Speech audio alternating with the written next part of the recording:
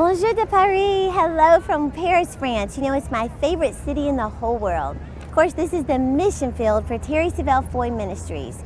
And you know, we have had such favor in this nation, and this week we've reached a milestone. We've given away 25,000 copies of our little book in French, You're Valuable to God, all over the streets of Paris. And it would just melt your heart to see them receive this book. And you know, because you always hear about how closed off the French are and they don't want the gospel, but God is opening their hearts. And this week we preached in Normandy, France for the first time.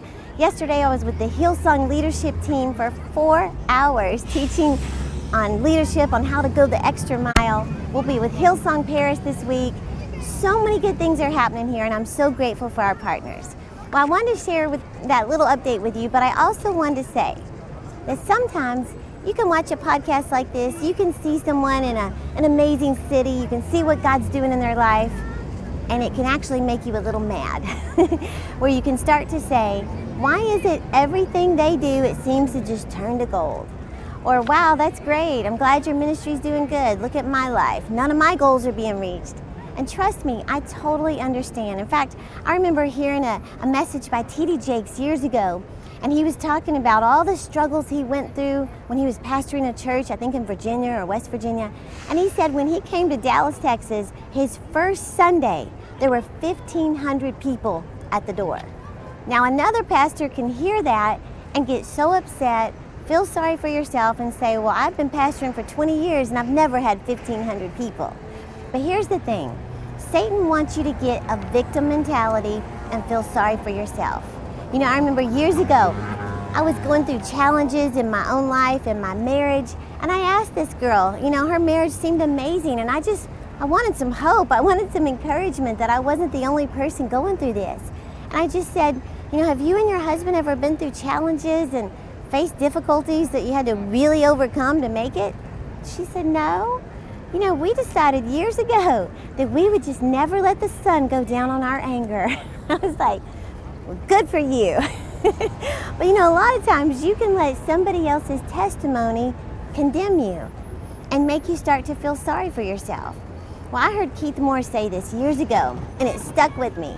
He said, don't ever, ever, ever, never, ever, under any circumstance, at any time, feel sorry for yourself. Ever. And I never forgot that. Because see, Satan wants you to look at what everybody else is going through and make you feel like I'm the only one going through this storm. I'm the only one who's had it this hard. Terri just writes her dreams and they happen. No, you have no idea how much I've had to fight for my dreams. In fact, yesterday I was having lunch with the Hillsong pastors. We were talking about challenges and leadership difficulties and things we've been through. And I shared some of my stuff and they said, so you've been through that too? I said, yes. We all go through storms. We all go through difficulties. And that's the thing. Satan wants you to give up. He wants you to turn your back on the whole plan of God. You know, listen to this story. I thought this was pretty encouraging. And it's about our former U.S. President, Abraham Lincoln. I don't think you'll ever look at a penny the same way again when you hear this story. It says in 1931, he failed in business. In 1932, he was defeated in the race for the House of Representatives. In 34, he failed in business. In 36, he had a nervous breakdown. In 38, he lost another election.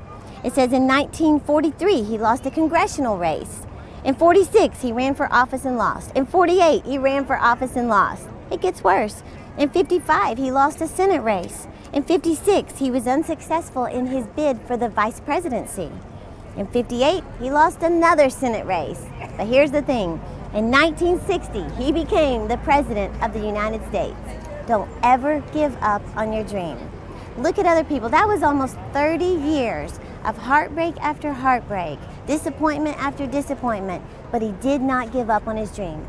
Every time you pick a penny out of your pocket or your wallet, remember, don't ever give up. And you know, here's one of the most important things.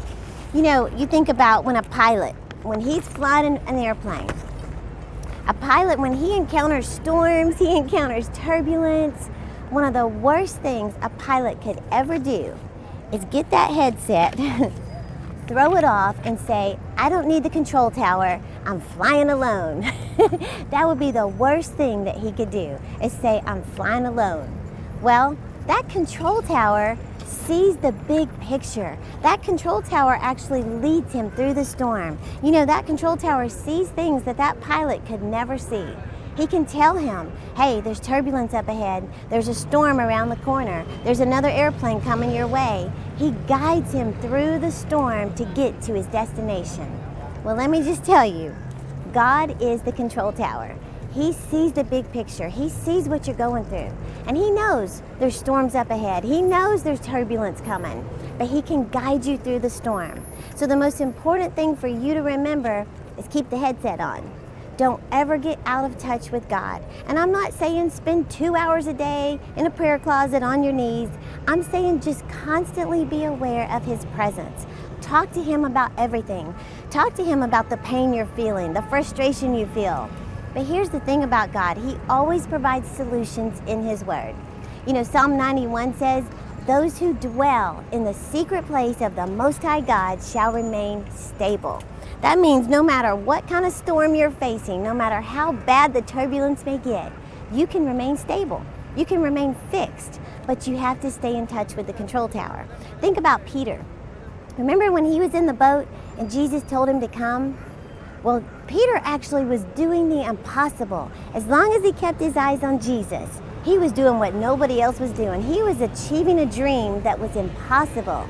But as soon as he took his eyes off of Jesus, he looked at how bad the storms were around him, he began to sink. When you get your eyes off of Jesus, you look at how bad things really look in the natural, that's when you begin to sink. So I want to challenge you with just this simple principle: spend time with God.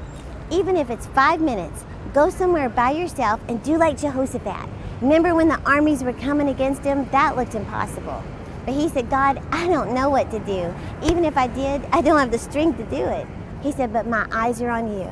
So right now, get your eyes off the storm, get your eyes on God, and just start praising Him. Say, Lord, I don't know how you're going to turn this around, but I trust you. My eyes are on you.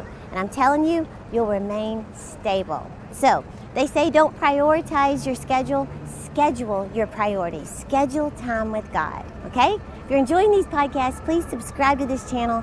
Follow us on Instagram, Facebook, and Twitter so I can keep you motivated to achieve your dreams. Thank you for watching. I'll see you next week.